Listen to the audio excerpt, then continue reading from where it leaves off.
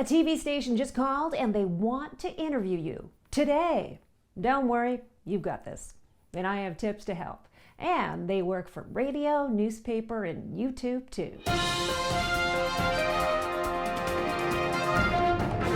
Hey there everyone, I'm Tiffany Burns, news anchor and reporter turned media coach. I've been helping clients for years one-on-one, and now I'm sharing my strategies right here on this channel with new videos every week. Let's get right into it, because if this interview is happening today, you don't have much time, but it's gonna be fine. These tips are for when you're getting desired coverage. Either you've got something going on that reporters consider to be news, maybe you put out a press release, or maybe those reporters have their ear to the ground, or reporters are calling on you for something news related and they want your opinion as an expert. I'm going to frame these tips as if a local TV news station has requested an interview, but they'll work for any kind of outlet, whether it's newspaper, radio, or a YouTube interview. The bonus about radio and newspaper is you don't have to worry about how you look because the interview will probably take place over the phone. Tip number 1, ask the right questions. Not so many that you'll be annoying to that poor overworked reporter, but enough that you can help them be efficient and also arm yourself with the right information. The reporter will be sure to set the time, location, and topic, but they might not get more detailed than that. So asking the right questions will help you make sure that there are no big surprises. Question number 1, is this interview going to be live or pre-recorded? If the interview is going to be pre-recorded, that means you can relax a little bit because they'll only use a couple of your best sound bites, and it means most likely they'll cut out all the uhs, the ums, and all that other fluff. If the interview is going to be live, you need to be clear and concise. More on that in a minute. Question number 2. When's the interview going to be broadcast? This gives you an idea of their deadline, and it also lets you know which newscast to record. You can tell everyone all about it on all your social channels. Question number 3, how long will the interview be? If the interview is going to be short, you're going to want to get your talking points in up front before the interview ends. If the interview is going to be longer, you want to make sure you have enough talking points so you can be comfortable with that longer conversation. And again, I'll have more on that in a minute. For most stories on local TV news, coverage is only going to last about 2 minutes. And if they're pre-recording that interview, if the reporter's being efficient, the interview might only last 5 or 10 minutes. Most times, a local TV news broadcast will not use more than 3 of your sound bites, unless the story is a special part of a series and it's running way longer than their average 2 minutes. But chances of that on a regular newscast are slim.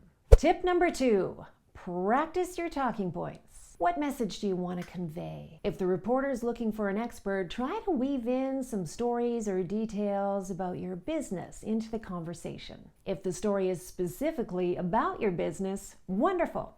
You know what to promote. But it can be overwhelming, this whole on-camera thing. To simplify it, think about the 5 points you'd like to get across, 1 point at a time.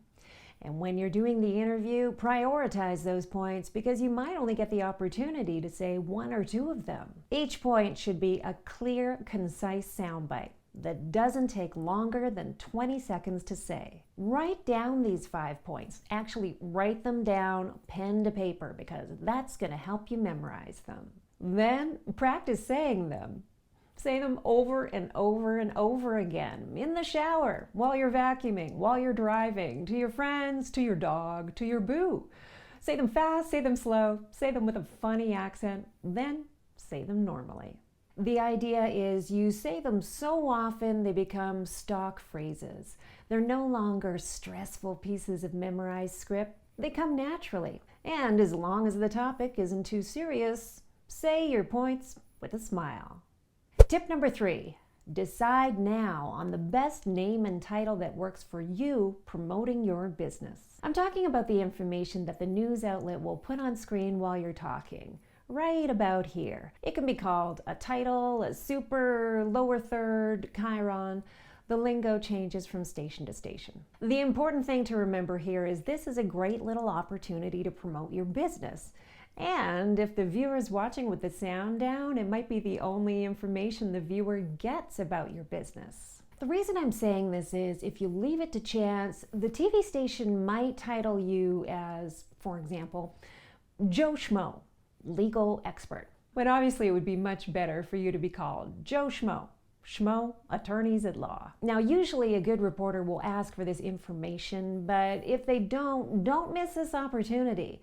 Before or after the interview, off camera, just casually tell them your name and title. Tip number 4, look professional. TV and video are visual mediums, so you want to look your best.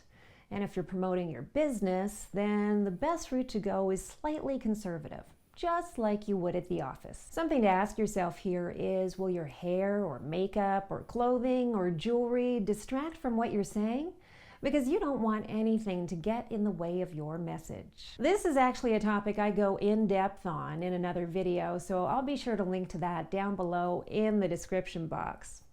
Meantime, a good rule of thumb is clean clothes, clean hair, no plunging necklines for the ladies or for the men, and no wild patterns. Also, go easy on the makeup, but definitely wear a little powder, especially if the news crew is using lights. Tip number 5, have fun and be yourself. After all, you'll be sharing knowledge about a topic that you're an expert on. This is a great chance to promote your business. Afterwards, you'll have something powerful to share on your website and your social channels. So have a good time, do a great job, and also make things easy for that reporter. And chances are pretty good that you'll be asked back again for another interview. Do you have an interview coming up? Let me know in the comments below. I'd love to hear about it. Meantime, if you got value out of this video, give it a like and consider subscribing. New videos come out on this channel every week. Thanks so much for watching, and see you again. That would be much better to have you called Joe Schmo. Whatever my example was.